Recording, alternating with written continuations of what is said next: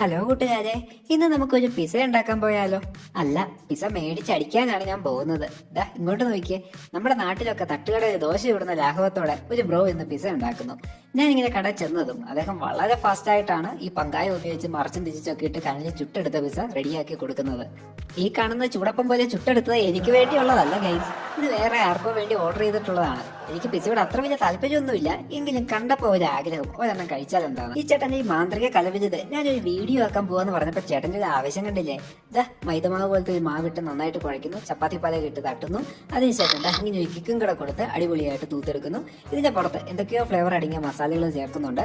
പിന്നെ നല്ല ലെയറിലായിട്ട് ചീസ് ഇടുന്നുണ്ട്. ആ ചീസിന് ഒരു കൂട്ടായിട്ട് കുറച്ച് ചിക്കൻ ഇട്ടിട്ടുണ്ട്. അതിന്റെ പുറത്തേക്ക് ചുവന്ന ക്യാപ്സിക്കം, പിന്നെ ചേട്ടൻ എടുക്കുന്ന പച്ച ക്യാപ്സിക്കം ആണ്.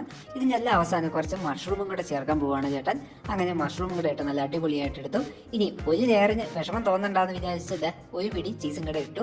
അതിനുശേഷം ഈ പങ്കായം എടുത്തിട്ട് ഓവനിലേക്ക് തട്ടുവാണ്. ഇലക്ട്രിസിറ്റി, ഗ്യാസ്, ഇൻഡക്ഷൻ, മൈക്രോവേവ് ഒക്കെ ഉണ്ടെങ്കിൽ പോലും ഇങ്ങനെ ട്രഡീഷണൽ ആയിട്ട് കല്ലിൽ ചുട്ടെടുക്കുന്ന പിസയ്ക്ക് ടേസ്റ്റ് വേറെ ഒന്നാണ് ബൈ. അങ്ങനെ നോക്കി നിൽക്കെ ഒന്ന് രണ്ട് ഓർഡറുകൾ കൂടി വന്നു. അങ്ങനെ ഓർഡർ കിട്ടിയ ആവേശത്തിൽ മിന്നൽ മുരളിയെ പോലെ വളരെ ഫാസ്റ്റ് ആയിട്ട് ഇതാ ചേട്ടൻ വീണ്ടും ഒരേ സമയം 2 ഓർഡറുകൾ സെറ്റാക്കാൻ തുടങ്ങുന്നു.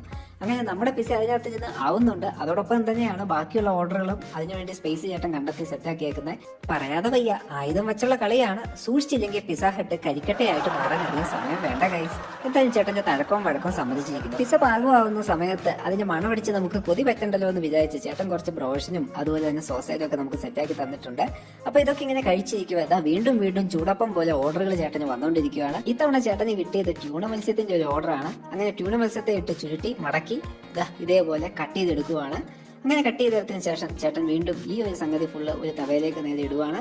അപ്പൊ ഇതിനകത്തിട്ടാണ് ഇനി ഇതെല്ലാം റോസ്റ്റ് ആയിട്ട് അടിപൊളിയായിട്ട് സെറ്റായി വരാൻ പോകുന്നത്. അപ്പൊ മസാലക്കൂട്ടൊക്കെ അതിനകത്ത് പിടിച്ച് ഉരുകി ചേർന്നെങ്കിരിക്കും. അങ്ങനെ ഉച്ചവെയിലിനെക്കാട്ടിലും തീക്ഷ്ണമായ ചൂടിലുള്ള ഓവനിലേക്ക് ഈ ഒരു വിഭവം വെച്ചപ്പോൾ നമ്മുടെ വിഭവം റെഡി ആയിട്ട് ഇങ്ങ് പുറത്തേക്ക് വന്നു. അങ്ങനെ നമ്മുടെ ഓർഡർ സക്സസ്ഫുൾ ആയിട്ട് ചേട്ടൻ ബേക്ക് ചെയ്ത് സെറ്റാക്കി എടുത്തിട്ടുണ്ട്. ഇതിന്റെ മണം തന്നെ ഒരു വല്ലാത്തൊരു അനുഭവം തന്നെയാണ്. സത്യം പറയാലോ, ഇപ്പൊ ആ പിസയുടെ മണം നമ്മളെ വല്ലാണ്ട് മാടി വിളിക്കുന്നുണ്ട്. ചേട്ടൻ എന്നിട്ടും നിർത്തുന്നില്ല. കുറച്ച് മേമ്പൊടികളും കൂടെ ചേർത്ത് ഡെക്കറേറ്റ് ചെയ്യാൻ പോവാണ്. കുറച്ച് കുരുമുളക് കൂടി ഇട്ടു. അതിനുശേഷം ചേട്ടൻ കുറച്ച് ഒലീവ് ഓയിലാന്ന് തോന്നുന്നു അത് ഒഴിച്ചിട്ടുണ്ട്.